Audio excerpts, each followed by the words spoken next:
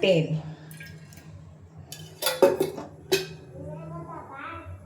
તેલ આવી ગયા પછી એમાં નાખીશું રાઈ, થોડું જીરું અને હિંગ, અને પછી નાખીશું આપણે થોડી એવી હળદર અને આદુ મરચાં અને લસણની પેસ્ટ. 2 મિનિટ સાતળી એમાં નાખી દઈશું આપણે ડુંગળી,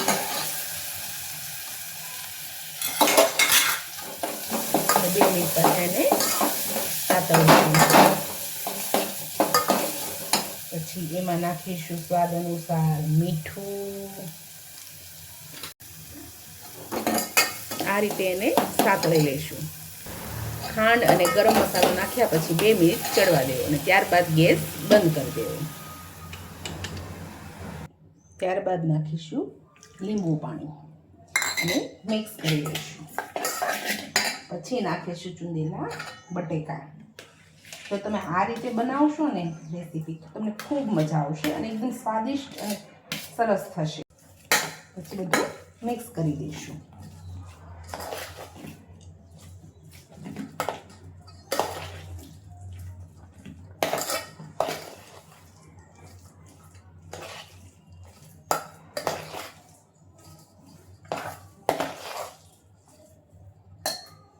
તો આ તૈયાર છે આપણો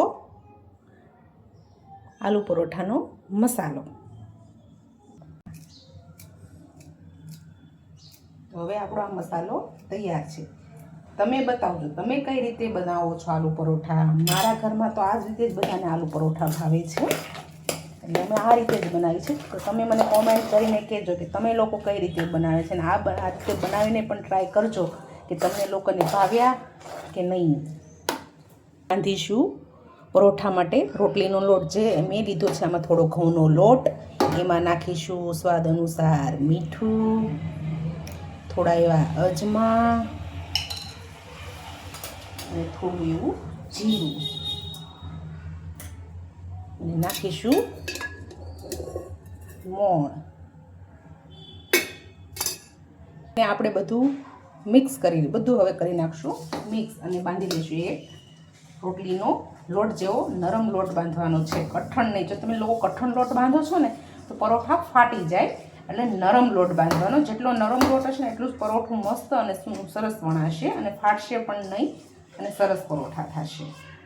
થોડું થોડું પાણી ઉમેરતા જઈશું અને આપણે લોટ છે આપણો રોટલીનો લોટ આ રીતનો ઢીલો રોટલીનો લોટ રાખવાનો છે. હવે એમાં નાખીશું આપણે થોડુંક તેલ અને પછી એને મસળી લઈશું.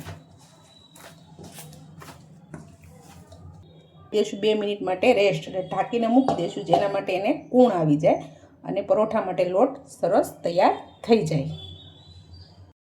તો આપણી લોઢીમાં આલુ પરોઠું નાખી દઈશું શેકાવા માટે. હવે એને તેલથી આપણે શેકી લઈશું.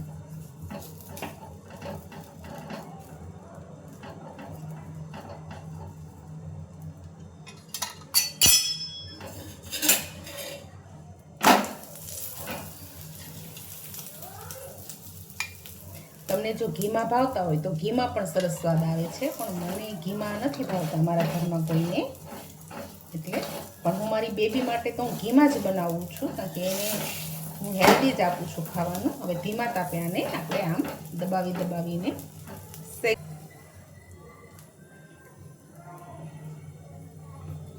પછી આપણે બીજું પરોઠું વણી લઈશું. એ જ રીતના મસાલો ભરી સીલ પેક કરી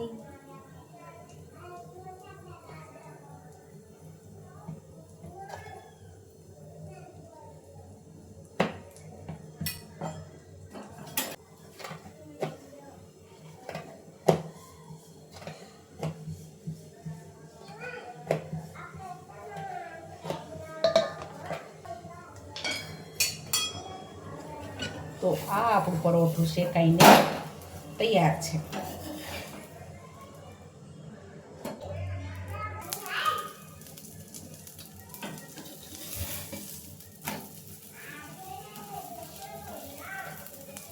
તમારા ઘરમાં કોઈ નાનું છોકરું હોય તો તમે એને આ રીતે પણ આલુ પરોઠા બનાવીને આપી શકો છો, જેના માટે એને ખૂબ જ ટેસ્ટી અને સરસ લાગે.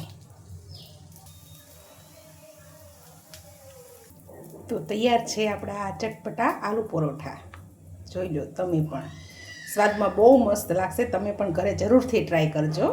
અને જો તમને મારા આલુ પરોઠા ગમ્યા હોય તો લાઈક, શેર અને સબસ્ક્રાઈબ કરવાનું ના ભૂલતા.